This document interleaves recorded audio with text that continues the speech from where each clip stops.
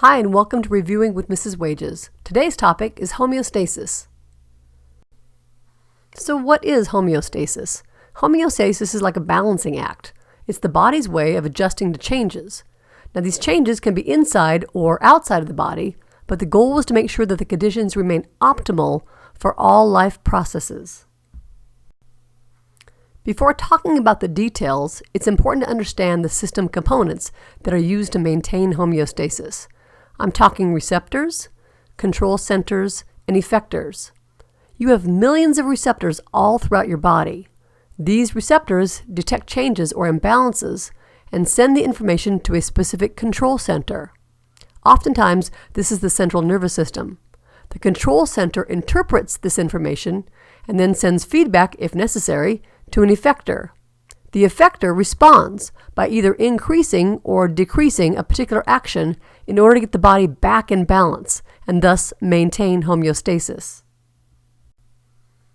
In some situations, there's an ideal value for a particular body system. For example, 120/80 is considered normal blood pressure. This value is called the set point. The body will increase or decrease various bodily responses trying to maintain your blood pressure at normal levels. The body employs negative feedback loops to maintain a particular set point of a body system. The body constantly fluctuates between increasing a bodily response and then decreasing it in order to maintain that ideal value, such as body temperature. Let's examine this idea a little more closely.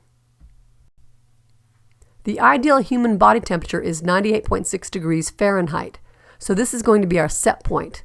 If it's warm outside and our body temperature increases too much, our body responds by sweating in order to cool down. But we don't want to cool down too much. If our temperature drops below the set point of 98.6, then we'll begin to shiver in an attempt to heat back up again. In negative feedback, the body is constantly adjusting its responses to stimuli in order to maintain a particular set point. In negative feedback, your response counteracts the stimulus.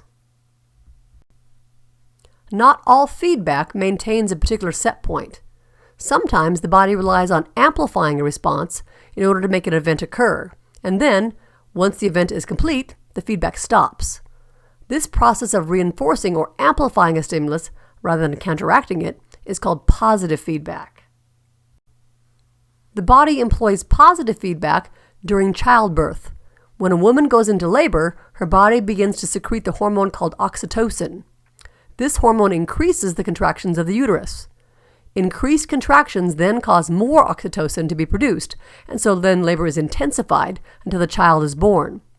The positive feedback ends when the child is delivered. All of your body systems interact to maintain homeostasis. Each system and its organs adjust as necessary to the changing conditions in an attempt to maintain ideal body conditions. Even cells, the most basic level of life, aid in the process. Both positive and negative feedback are critical to maintain our bodies. In this way, life is a biological balancing act. That's all for now, and as always, happy studying!